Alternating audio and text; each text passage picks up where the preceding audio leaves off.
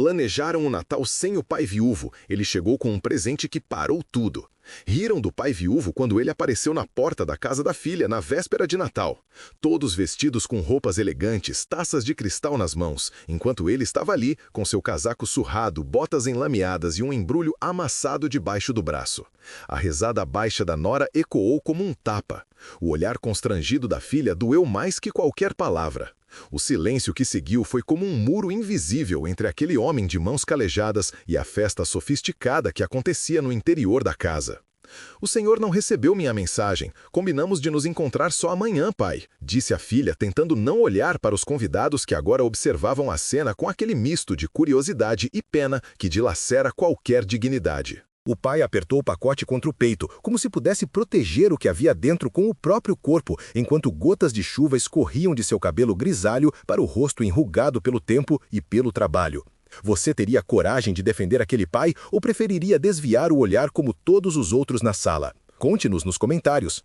Ninguém naquela sala elegante poderia imaginar o que aconteceria a seguir. Ninguém estava preparado para o verdadeiro significado daquele embrulho amassado nas mãos de um homem que muitos julgavam apenas como um velho ultrapassado e inconveniente. Carlos Mendonça, 62 anos, viúvo há apenas 8 meses, estava ali, diante da porta da casa que sua própria filha havia comprado na parte nobre da cidade. Uma casa que ele nunca poderia ter proporcionado com seu salário de funcionário público aposentado. A chuva castigava seus ombros enquanto Mariana, sua única filha, continuava parada à porta, sem convidá-lo a entrar, presa entre o constrangimento e a irritação. Atrás dela, o genro Ricardo ajeitava a gravata cara, como se aquele gesto pudesse protegê-lo do desconforto da situação. "Desculpe, querida, meu celular, a bateria acabou", mentiu Carlos, sabendo perfeitamente que havia lido a mensagem da filha remarcando seu convite para o almoço de Natal do dia seguinte, longe dos amigos importantes e colegas de trabalho que estavam na festa daquela noite. Mas como explicar que, após 37 anos trabalhando sem faltar um único dia, ele simplesmente não conseguia passar mais uma noite sozinho naquele apartamento vazio, desde que Maria, sua esposa, havia partido? E se histórias de pais que se recusam a desistir tocam seu coração, inscreva-se agora, mais histórias poderosas todas as semanas.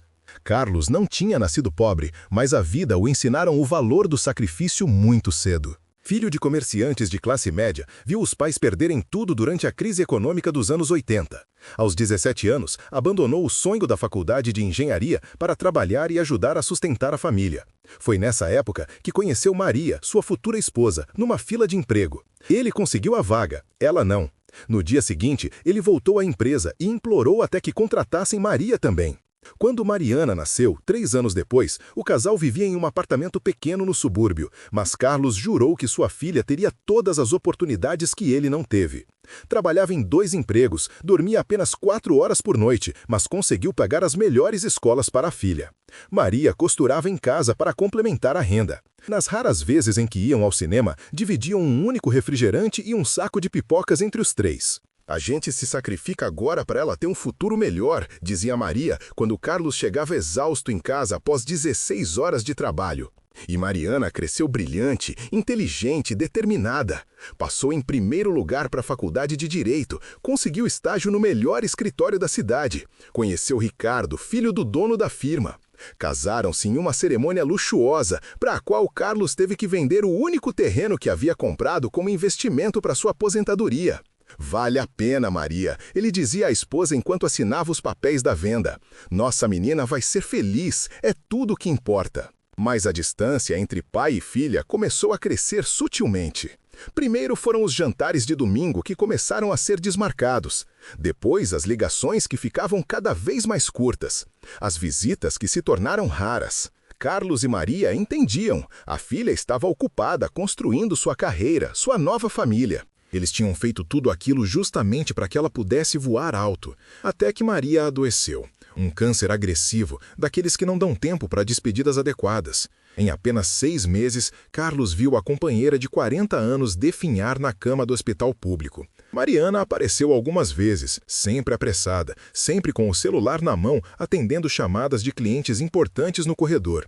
No funeral ficou apenas 2 horas, precisava voltar para uma reunião inadiável. Carlos ficou sozinho. O apartamento, antes pequeno demais para os sonhos do casal, agora parecia imenso e vazio.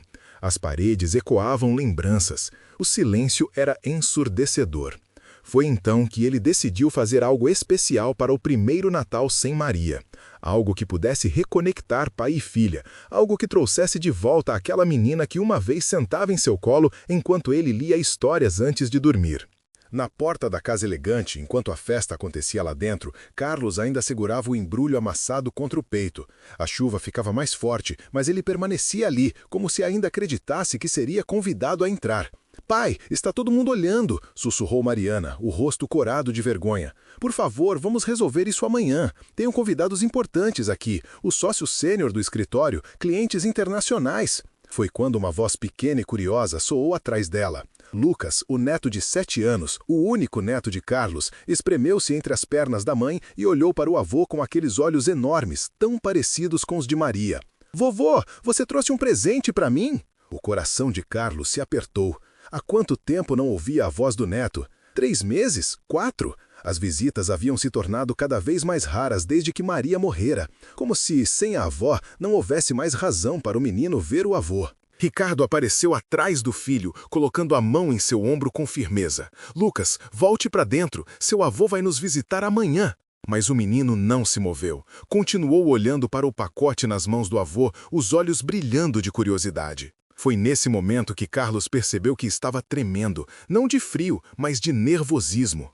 O que estava prestes a fazer poderia mudar tudo, ou poderia ser a última porta se fechando entre ele e sua família. Na verdade, Carlos finalmente falou, a voz rouca de emoção. Trouxe um presente para todos nós. Com mãos trêmulas, ele começou a desembrulhar o pacote amassado, revelando algo que fez todos na entrada congelarem. Você teria a coragem de abrir seu coração como esse pai, mesmo sabendo que poderia ser rejeitado novamente? Deixe nos comentários o que você faria. O que Carlos retirou do embrulho foi um livro antigo, de capa gasta e páginas amareladas. Um livro de receitas escrito à mão. O livro de receitas de Maria. A sua mãe. A sua avó.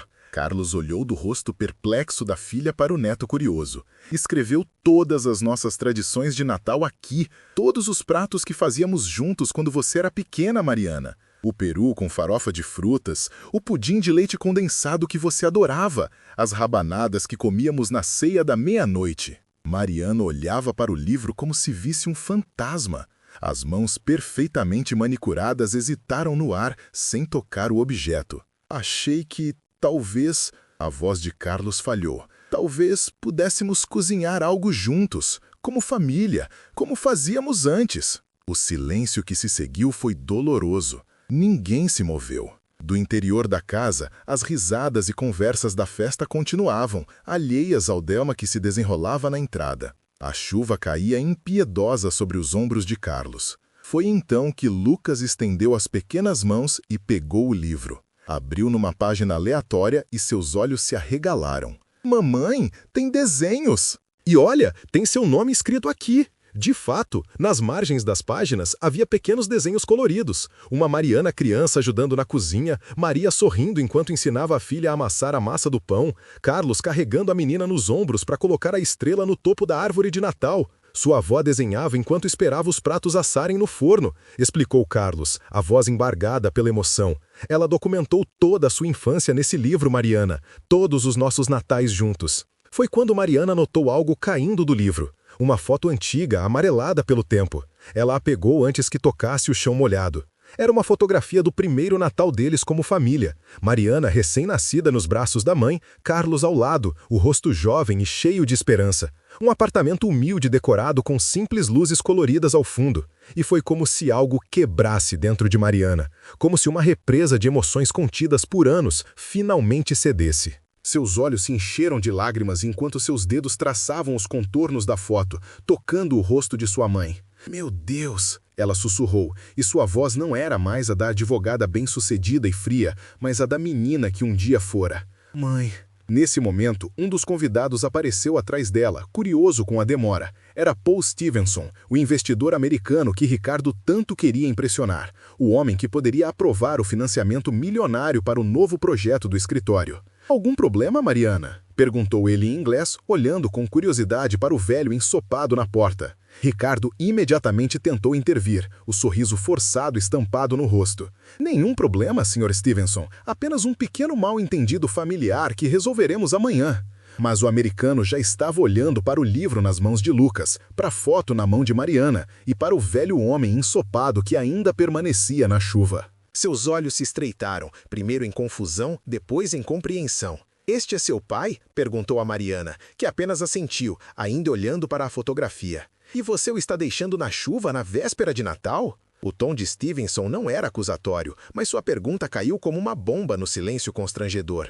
Mariana olhou para o pai como se o visse realmente pela primeira vez em anos. Viu o cabelo grisalho molhado, as rugas profundas ao redor dos olhos que sempre sorriam para ela mesmo nos piores momentos, as mãos calejadas de tanto trabalho, o casaco surrado que ele usava há pelo menos uma década. "É um livro de receitas da minha avó", exclamou Lucas, alheio à atenção, folheando as páginas amareladas com fascínio. "Olha, tem bolo de chocolate aqui, podemos fazer?" E foi então, naquele momento preciso, que algo inesperado aconteceu. Paul Stevenson, o poderoso investidor americano, o homem que poderia mudar os rumos da carreira de Ricardo e Mariana, deu um passo à frente e estendeu a mão para Carlos. "Senhor Mendonça, presumo? Sou Paul Stevenson. É um prazer conhecê-lo. Por favor, entre. Ninguém deveria ficar na chuva na véspera de Natal." Ricardo empalideceu. Mariana piscou confusa. Carlos hesitou, olhando para a mão estendida como se fosse algo que não compreendia. "Sabe", continuou Stevenson, ignorando o desconforto ao redor.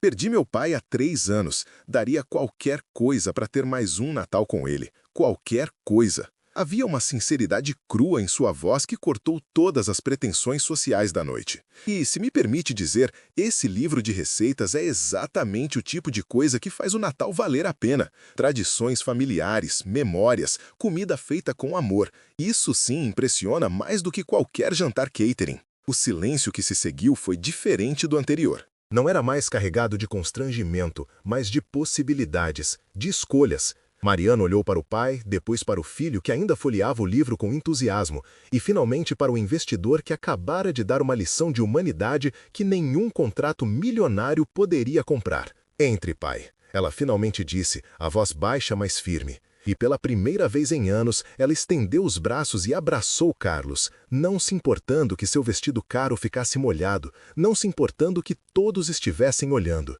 "Vamos cozinhar algo do livro da mamãe." A expressão no rosto de Carlos naquele momento, a surpresa, a gratidão, a esperança renascendo após meses de luto solitário, era como se ele tivesse recebido o maior presente possível. O que aconteceu a seguir transformou completamente aquela noite. A cozinha elegante e modernamente equipada da casa de Mariana, normalmente usada apenas para aquecimento de refeições pré-prontas e preparo de drinks, de repente se encheu de atividade. Carlos, ainda com o casaco úmido, mas com um brilho renovado nos olhos, orientava Lucas a peneirar a farinha exatamente como Maria havia ensinado a Mariana décadas atrás. Mariana, que não cozinhava há anos, descobriu que suas mãos ainda lembravam como amassar a massa das rabanadas. Os convidados, inicialmente confusos com a mudança de planos, foram aos poucos se juntando à cozinha. O cheiro de canela e açúcar caramelizado começou a preencher a casa. Ricardo, após um momento inicial de irritação, viu-se cativado pela expressão no rosto do filho enquanto o menino aprendia com o avô a preparar a calda do pudim. "Lembra como sua mãe sempre dizia que o segredo está em mexer sempre no mesmo sentido?" Carlos mostrava a Lucas girando a colher de pau na panela. Ela dizia que era como contar uma história. Tem que ter ritmo, tem que ter coerência. Mariana observava, as mãos cobertas de farinha, sentindo algo dentro dela despertar. Lembranças que estavam adormecidas por anos, subitamente voltaram com clareza cristalina. O pequeno apartamento onde crescera, as luzes de Natal penduradas nas janelas, o cheiro da cozinha da mãe nas noites de dezembro.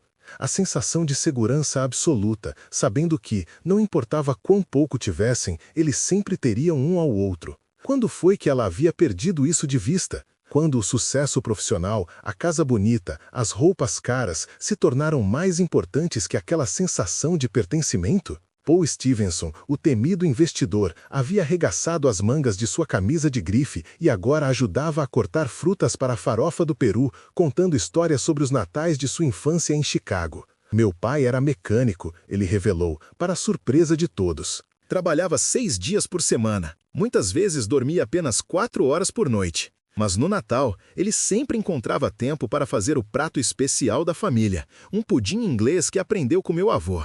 Nunca entendi o valor daquilo, até que ele se foi. A noite avançava e a cozinha se transformava em um lugar de reconexão, não apenas para Carlos e Mariana, mas para todos os presentes. As barreiras sociais, as preocupações com status e aparências, tudo isso começou a se dissolver diante do poder simples de pessoas cozinhando juntas, compartilhando histórias, rindo de erros culinários e celebrando pequenas vitórias. Quando o relógio marcou meia-noite, não havia mais distinção entre o pai viúvo de casaco surrado e os convidados elegantes. Havia apenas pessoas, reunidas ao redor de uma mesa repleta de pratos preparados com carinho, cada um carregando uma história, uma memória, um pedaço de Maria que, de alguma forma, parecia estar presente entre eles. Lucas, com a cara lambuzada de calda de pudim, olhou para o avô com admiração. "Vovô, você tem que me ensinar a fazer todas as receitas da vovó." Carlos sorriu, sentindo uma felicidade que não experimentava há meses. "Sempre que quiser, meu filho, sempre que quiser."